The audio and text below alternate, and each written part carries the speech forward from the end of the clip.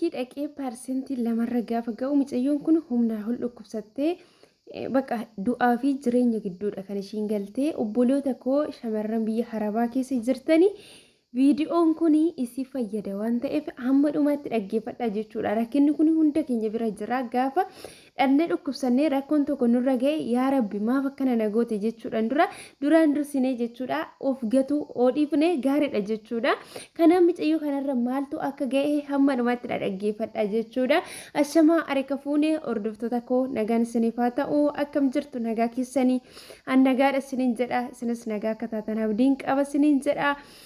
Obboloota koo haaraa kan dhuftan Nooraa baga nagaan dhuftanii subscribe like yaada qabdanillee komentii jalatti barreessuutii hin dagatinaa viidiyoo kana garuu warruma akka keessanii boru gaafa miidhamne sagalee waliif ta'urra har'a otoo hin miidhamin isa miidhamerraa barannee to'i sagalee waliif ta'uun gaariidha isiniin jedha. Mucayyoo kanarra maaltu akka ga'e qophii koo hamma dhumaatti na wajjin ta'a isiniin jedha barnoota guddaa irraa argattu dhugaa dubbachuudhaaf.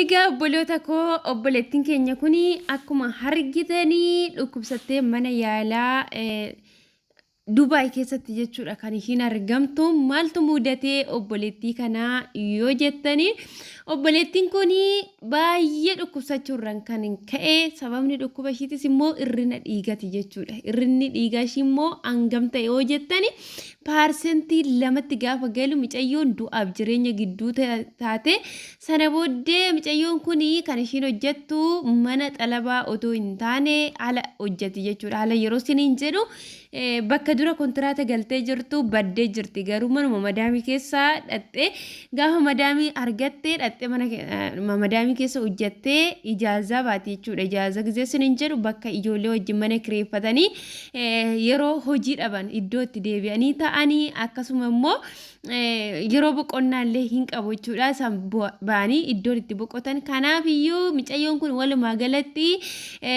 mana kontiraataa keessa miti jechuudha kan ishiin jirtu. Mucayyoon kun baddeetii kan ishiin hojjechaatii jirtu. Yeroo hamma kanatti mucayyoon kun baay'ee dhukkubsattee dhiigni ishii parsentii lamatti galee jechuudha. Sana booddee ammallee waaqayyoof galannaa ta'u mucayyoo kana dhiigni ishii amma ta'ee parsentii 3.5 waan akkasitti deebi'ee jira jedhanii. Kanaaf iyyuu obboloonni koo biyya harabaa keessa kan jiraatanii hunduma keessaniyyuu isin ilaallata waan ta'eef obboloonni hedduun keessanii kanatti dhuftan hin jirtu. Karuma yuutuubii kana wal barreetu jechuudha rakkina keessan kanatti mattanii ani bakka minaani har'a sa'aatii 5tti nyaadhee yeroon boru deebi'ee sa'aatii 5tti nyaadhutu jira. Hamma bareerayyuu waan ta'eef iyyuu qoonqoon koo waanuma akkas badaa miti. Inka jeeluyyuuni waan akkasii kana naan jettanii dhuftanii natti dubbatu jechuudha. Hojii kana hojjechaa ooltan guyyaa guutuudha garuu nyaata keessan irratti baay'ee tokko ijoolleen keenya ijoolleen Itoophiyaa keessumaa shamarranii hanqina guddaa qabdu jechuudha. Mee biyyoota biraa jechuudha sarraatanya yookiis immoo hojjettootuma akka kiyyaa fi akka keessan kan ta'ani hojii irratti baay'ee dadhaboota hojiin hojjetan jechuudha. Afaan toluu jalatti kanarraan kan hafe hojii harka isaanii qulqullina waanuma kamiin Itoophiyaa keenya kan gitu hin jiru garuu nyaata isaanii irratti isaanii sireessidha jechuudha. Nyaata isaanii irratti qoosaa hin beekani. Madaamii ta'ee eenyuyyuu haa ta'u jechuudha. Hojjetatanii fudhatanii akka barbaadanitti nyaatu yeroo nyaata birallee ga'anii hin galchanii nyaatu jechuudha. Kan keenya garuu nuyi nyaata bira yoo geenyallee nyaatumallee seeran hin nyaannu nyaatallee hin filanna kanatti aansee immoo jechuudha mana nyaanni hin jirre obboloonni koo jechuudha shamarranii.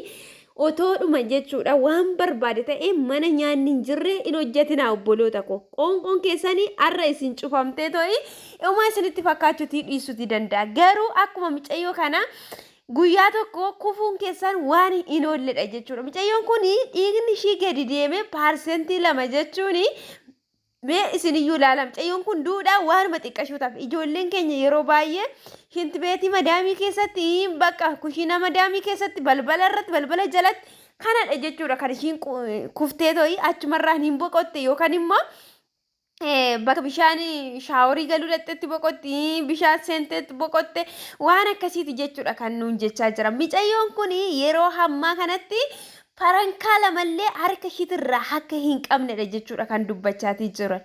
Kanaaf obboloota koo ani duraan dursa kan isinitti himu fayyaa keessan irratti midhaan keessanii aramni jechuudha hojjedhu malee taayitoo naaf nyaadhu siin hin jettu haadha kee abbaa kee miti jechuudha. Isaan kan si fudhataniif hojiidhaaf malee akka ati isaaniif teessee nyaattuuf miti. Kanaaf iyyuu namni tokko kan hojjechuu danda'u yoo nyaate qofadha jechuudha. Dhugaa dubbachuudhaaf ani mana kana keessatti niitiin wajjin gaafa oolu gaafa ishee wajjin hojii qabnu gaafa hojiin biizina godhe nyaata hin barbaaddaatiin jedhan ofii kiyyaa jechuudha. Isheen ofii isheetiifis nyaachuu hin barbaaddu gaafa hojii hojjennu namni akka nyaatu hin barbaadu jechuudha. Nyaata nyaachuun barbaaddan jira hin barbaadu jetti. Ani beela'eera waan ta'eef iyyuu deemee nyaadhe deebi'a jedhee hojii kiyya sana bakka jirutti dhaabetan otuma isheen na laaltu deemetan nyaadhe jechuudha. Maaliif namni hojii nyaatu malee hojjechuutii hin danda'u. Har'a sinitti dhaga'amuutii dhiisuutii danda'a jechuudha. Garuu soofaa walii gadi harkisaatii hoolla.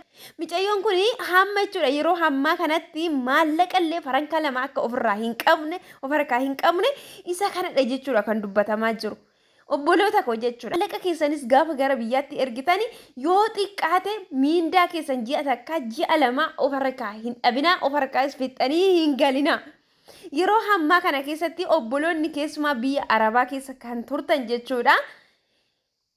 Baay'ee biyya Arabaarra turuu keenyarraan kan ka'e keessi keenyallee waan hedduu yaada waan ta'eef keessi keenya nu dadhabaa jira waan ta'eef madaamii wajjin gaafa madaamiidhaan walitti buune keessi keenya obsa hin qabu waan ta'eef madaamiidhaan illee deebiitti deebisuu waan akkasii kanatu jira. Madaamii yeroo hammaa kanatti otoo ijoolleen hin beekin ijoollota hedduu tikkeetti kuttee gara biyyaatti ergaatii jirti jechuudha. Kanaaf iyyuu jechuudha maallaqa keessan of harkaa fixanii otoo waan tokko of harkatti hin hambifatini gara biyya keessanitti illee akka hin ergine of eeggannoo taasisaa isiniin jedha obboloota koo. Micayyoon kun amma yeroo kanatti otoo qarshiidhuma ji'a tokko ji'a lama of harkaa qabaatte tariitoo jechuudha yeroodhaaf qoricha itti bitachuu dandeessi jechuudha. Garuu farankaa lama of harkaa hin qabdu. Yeroo baay'ee nuti hin hojjanna malee gaafa ofii keenya dhukkubsanne gaafa ofii keenya rakkanne ofii keenya ta'uu hin dandeenyu, ofii keenya gargaaruu hin dandeenyu, orma gargaaruu malee namni ofii isaa yoo gargaare nama biraatii gargaaruutii danda'a jechuudha. Kanaaf iyyuu ofirratti haa dammaqnu. Nyaanni mana nuti jirru keessatti hin dhabama humnaa ol yoo ta'e mana sana keessaa illee ba'uu hin dandeenyu yoo ta'e jechuudha.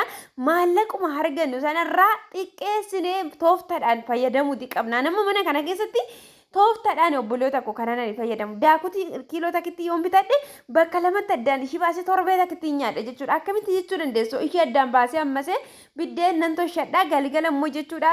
Waanuma mana keessa jiru firaafiree isaa ta'uu isa nyaadhe bishaan koo dhugee tarrafa jechuudha. Koshooroo isaa ta'u waanan argadhe jechuudha. Garuu miisaa kootirratti seeran nan nyaadha. Qursii koollee waanuma ta'e jechuudha. Mana keessa saanduushii waan qiixxaa isaanii sana laalee jibinee isaanii sanaanii bakka akka sanattan fayyadama jechuudha. Kanaaf isinillee mala fayyadama biyya namaa keessa malaan kan jiraatan. Maaliif madaamiin keessan kostor isinitti jechuu dandeessi dubbachuu dandeessi gaafa ishii nyaata irratti isinitti dubbate ani nyaadhu malee hojjechuutii hin danda'u jedhan dhugaa rabbii jechuudha. Hani ofii kiyyaan hani nyaadhu malee hojjechuutii hin danda'u. Konkolaataa sinooftan kun iyyuu beezila barbaadan jedhan dhugaa waaqayyo jechuudha. Isa waaqayyo na argu jechuudha. Kanaaf iyyuu isinillee jechuudha nyaattan malee hojiin hojjetina. Nyaanni hin jiru yoo ta'e biirootti isin haa deebiftu hojii dhaabatoo taa isiniin jedha obboloota koo. Immoo ofii keessaniifis ofitti sassatina bakka jiraattan boru geessanii itti darbitanii nyaattu. Maallaqni nuti har'a hojjennu kuni yoo nuti hin jirru ta'e jechuudha. Yoo nuti fayyaa hin qabaanne yoo ta'e nu yaalee fayyaa keenyatti nu deebisuutii hin danda'u. Fayyaa kan namaaf kennu waaqayyo uumaa keenya yoo ta'e iyyuu fayyaa keenya immoo eeggachuutii namni nyaata malee dhugu malee jiraachuutii sababa hin dandeenye fi karaa ofii keenyaan harka keenya wanta godhachuutii dandeenyu tokkoon akka kiyyootti hin galletti of eeggannoo haa taasisnu isiniin jedha obboloota koo.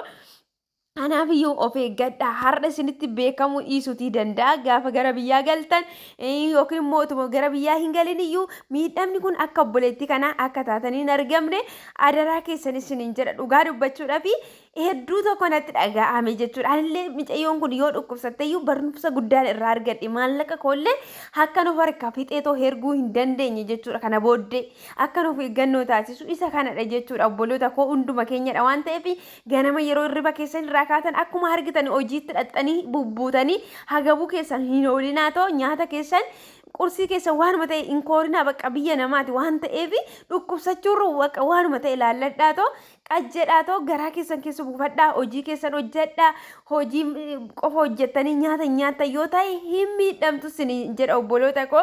Kanaafiyyuu akka kana godha adaraa keessan obboloota koo of eeggannoo godha ofii keenya taane maatii keenyallee karoorsinu kana isa hojjennu kanallee qaqqabuutii dandeenya waan ta'eef duraan dursinee ofii keenya irratti fayyaa keenya irratti hojjechuutii qabna sinin jedha obboloota koo. Yaadni dogoggoraa yoo jiraate na of kalcha viidiyoo biraatiin ammoo walitti deebinutti nagaan naa tura dogoggorri yoo jiraatellee dhiifama.